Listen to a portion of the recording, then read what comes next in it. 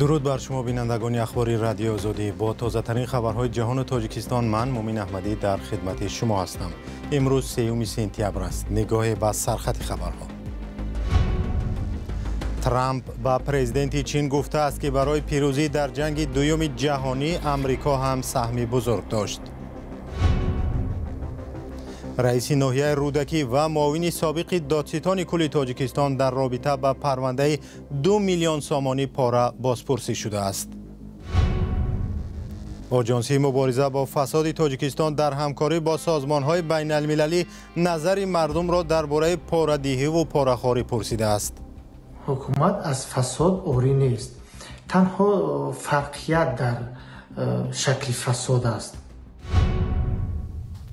برنامه را با خبری از چین آغاز می‌کنیم. پرد نظامی با اشتراک 10,000 افسر و هزارها عدد تکنیک جنگی به نمایش قدرت چین همچون پیشوای عالمی الترناتیوی بیرون از تأثیر غرب تبدیل یافت. در گشت نظامی 3 سپتامبر که به 80مین سالگرد ختم جنگ دوم جهانی بخشیده شده بود، رهبر چین سی جین پینگ همراه با پرزیدنت روسیه ولادیمیر پوتین و پیشوای کره شمالی کیم چن اون شرکت ورزید. در این معرکه بیش از 20 رهبر دولت و حکومت و از جمله پرزیدنت تاجیکستان امامعلی رحمان حضور داشتند. گشت نظامی در میدان تیانانمن پکین تخمیناً 70 دقیقه ادامه یافت. موضوع را همکارم میرزانبی خالقزاد ادامه می‌دهد. در پیام افتتاحی گشت نظامی رهبری چین گفت امروز بشریت با انتخاب صلح و یا جنگ، مکالمه و یا مقاومت مواجه می باشد. یا پیروزی برای هر دو جانب خواهد بود و یا هیچ. سی جین پینگ تاکید کرد که مردم چین در جانب درست تاریخ قرار دارد.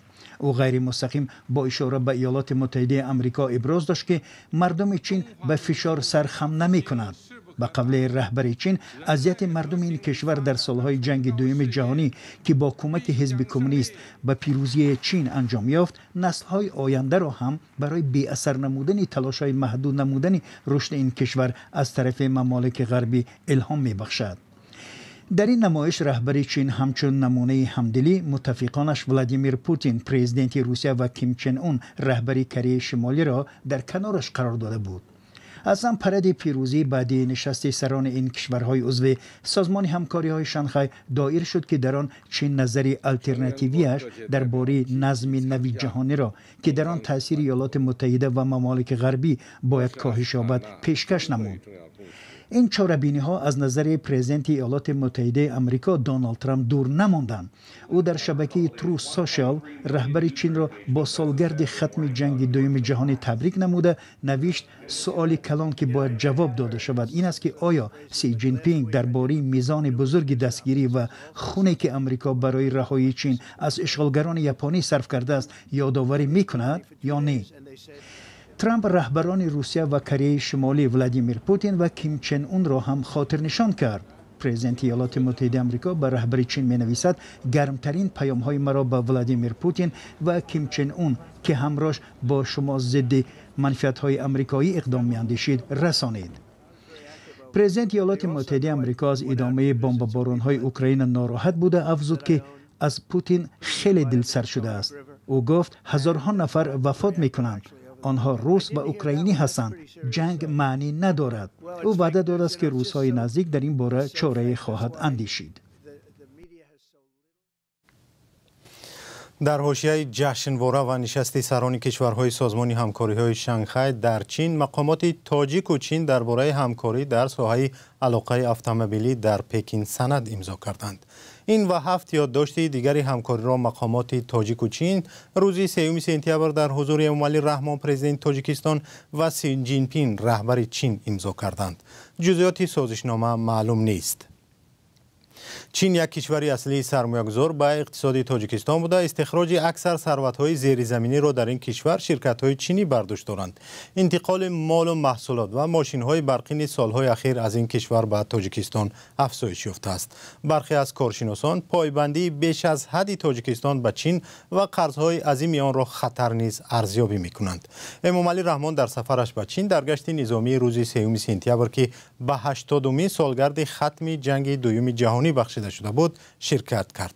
تاجیکستان چین را از شریکان مهم خود می‌داند. سامانه پرزیدنت تاجیکستان گفته است که رهبر چین و تاجیکستان در صحبت روز 2 سپتامبر تامین امنیت و مبارزه با تهدید و خطرهای معاصر را بررسی کردند و موقعشان در این سمت همسان است.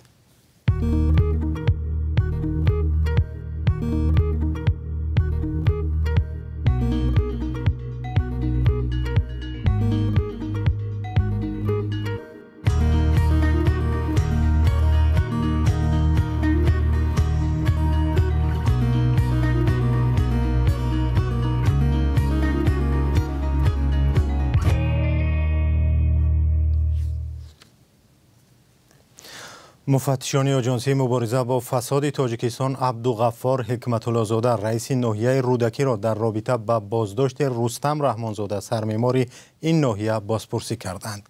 چند منبع رادیوی آزادی خبر دادند که رستم رحمانزاده نیمه ماه اوگوست با گمان گرفتن 2 میلیون سامانی پاره از یک صاحبکار بازداشت شده است. عبدالغفار حکمت‌الله زاده سال 2023 معاون اول دادستان کلی تاجیکستان بود و در یک تصمیم کم سابقه رئیس ناحیه رودکی تعیین شده بود. همکارانم این موضوع را تحقیق کردند و حالا همکارم خیرامان بقازاده آن را خلاصه می‌کند. خیرامان، چی جزئیاتی از بازداشت سرمعمار ناحیه رودکی و بازپرسی رئیس این ناحیه به دست آمده است؟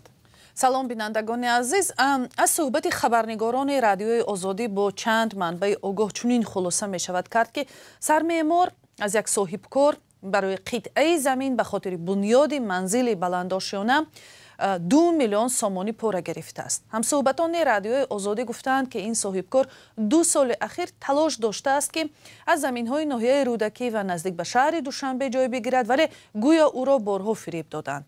نظر این صاحبکار و افراد بازداشت شده فعلا معلوم نیست. در حکومت ناحیه رودکی نخواستند با رادیوی آزادی صحبت کنند، ولی به گفته منبع‌های رادیوی آزادی سرمعمار رستم رحمانزاده زمان بازداشت شده است که در اتاق کاریش 500,000 سامانی را از دست صاحبکار گرفته است. 1.5 میلیون سامانی را چند روز پیش از بازداشتش گرفته بوده است. همصحبتان آزادی گفتند که دلیل مستقیم دست داشتن خود عبدالغفار حکمت‌الله زاده در گرفتن پاره نیست، ولی روز گرفتن پاره معین شده است که رئیس ناحیه شخصاً با آن قطعه زمینی که باید به صاحبکار میدادند رفته فوری برای دادن زمین رضایت داده است. دقیقاً سال 2023 عبدالغفار حکمت‌الله زاده زمان رئیس ناحیه رودکی تعیین شده بود که 3 مقام بلندپایه حکومت این ناحیه از جمله یک کارمند دادستانی به گمان زمین فروشی و گرفتن بیش از 100,000 دلار رشوه دستگیر شده بودند. آن زمان منبع‌های رادیوی آزادی گفته بودند که پرزیدنت امام علی رحمان معاون اول دادستان کل را به آن خاطر رئیس این ناحیه تعیین کرد که به درد بی‌دوای زمین فروشی خاتمه دهند. خیرامان، چرا از همه بیشتر در ناحیه رودکی حالت دادن غیرقانونی زمین ثبت می شود؟ مومن، یک دلیل اصلی ظاهراً نزدیکی جایگیر شوی نزدیک این ناحیه به پایتخت تاجیکستان است. نزدیکی به پایتخت ساکنان زیادی را از گوشه و کنار تاجیکستان برای صاحب شدن زمین برای ساختن منزل زیست به این ناحیه میکشد. مقامات بارها اعلام کرده بودند که از همه بیشتر در این ناحیه موردهای غیر قانونی فروش و اشغال زمین آشکار شده است. رادیو آزادی در یک تحقیقات سال 2020 هم معلوم کرده بود که در تقسیم غیر قانونی زمین رئیس آن وقته این ناحیه رستم اکرمزاده نیز دست دارد. دلیل های پیدا شده نشان داده بود که او به چند تن از نزدیکان خود زمین برای بنیاد منزل زیست داده است. پس از نشر مقاله او از منصب برکنار شد. تحلیل ها نشان می دهند که از همه بیشتر در قیاس با دیگر نواحی تاجیکستان شهروندان تلاش زندگی در همین ناحیه را می کنند. تنها در دوام 10 سال اخیر اهالی این ناحیه 125,000 نفر زیاد شده است و شماره اهالی در همین ناحیه حالا به حدود 9 میلیون نفر می رسد. تشکر خیرامان. سپاس از همکارم خیرامان بقازاده که درباره بازداشت منصبدار برای گرفتن پاره در ناحیه رودکی تفصیلات داد. ضمناً آژانسی مبارزه با فساد میگوید در یک تحقیق فراگیر و نظرپرسی صدها ساکن شیوه فسادکاری از نهادهای فسادزده را معین کردند. این کار را آژانسی در همکاری با سازمان امنیت و همکاری اروپا انجام داده است. جزئیات آن در گزارش همکارم علیشیر ظریفی و براد یوسفی. агентии мубориза бо коррупсияи тоҷикистон бо дастгирии дафтари созмони амният ва ҳамкории аврупо дар шаҳри душанбе аввалин пурсиши умуми ҷумҳуриявиро дар бораи хатарҳои коррупсионӣ баргузор намуд. дар ин пурсиш 10 000 сокини синни 18 то 64 сола аз 28 шаҳр ва ноҳия иштирок карданд. аз рӯи пурсиш бармеояд ки 20% пурсишшудагон баҳогузорӣ карданд ки гӯё аз нигоҳи онҳо бештар хавфҳои коррупсионӣ дар соҳаи маориф дида мешавад. 19% пурсишшудагон дар сохторҳои мақомоти корҳои дохилӣ қайд намуданд. 16.7% пурсишшудагон дар сохторҳои соҳаи тандурустӣ ва ҳифзи иҷтимоии аҳолӣ қайд карданд. инчунин 9.1% пурсишшудагон дар сохторҳои мақомоти адлия, 6.5% пурсишшудагон дар мақомоти судӣ ва инчунин 4.4% пурсишшудагон қайд намуданд ки дар бахши энергетика аз нигоҳи онҳо бештар хавфҳои коррупсионӣ вуҷуд дорад. аммо ба назари Фарҳод Одинаев, фаъоли маданӣ, ин пурсиш наметавонад воқеиятро ба пуррагӣ бозтоб диҳад. пурсишҳои социологӣ дар ҷомеа танҳо қисмате аз ин мушкилотҳоро метавонад инъикос кунад. дар асл мардум он чизеро мебинад ки ҳар рӯз бо ӯ рӯпарӯ аст. яъне ин соҳаи тандурустӣ аст, соҳаи маориф аст, соҳаи вазорати корҳои дохила аст, яъне бедия ҳам мегимше. инҳо наметавонанд ин мушкилиро пурра инъикос кунанд. дар соҳаҳои рӯзмарра фасод дар шакли майда аст, вале равшан аст, ҳар рӯз унро мебинанд. вале дар сатҳи калон он аз бештар аз чашми мардум пинҳон аст. ягон бахши ҳукумат аз фасод орӣ нест. танҳо фарқият дар шакли фасод аст. дар агентии мубориза бо коррупсия гуфтанд, барои гузарондани ин пурсиш ҷомеаи шаҳрвандӣ низ ҷалб шудааст, вале аз ҳеҷ ниҳод ё афроде ном нагирифтанд. баъзе коршиносони мустақил дар Душанбе гуфтанд, аз чунин пурсиш хабар надоранд, аммо барои беҳбудии чунин назарсанҷиҳо пешниҳодҳое доранд. агар ҳамин пурсиш боз дар шакли онлайнӣ сурат мегирифт, хеле боз васеътар, доираи зиёдтари пурсидашавандагон ва мардум метавонистанд дар ин назарсанҷӣ дар ин пурсиш иштирок кунанд ва фикри худро изҳор намоянд.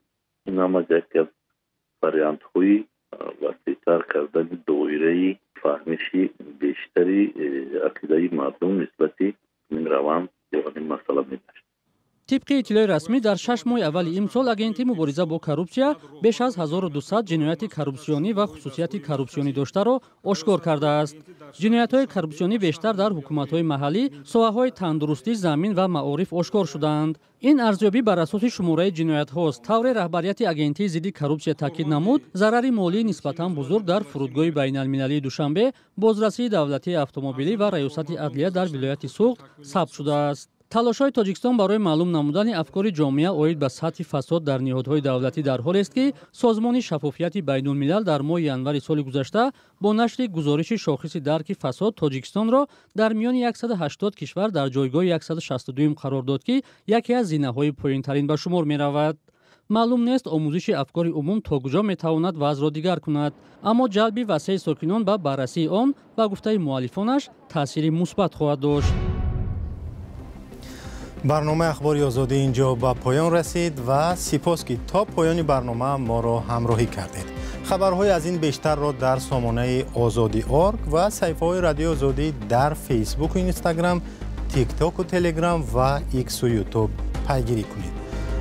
ва шумо ҳам метавонед хабарҳои нав ва аксу наворҳои ҷолибе ки дар даст доред ба мо бифиристед ва онҳоро ҳатман интихоб ва дар барнома нашр хоҳем кард. تا برنامه‌های دیگر خدا نگهدار.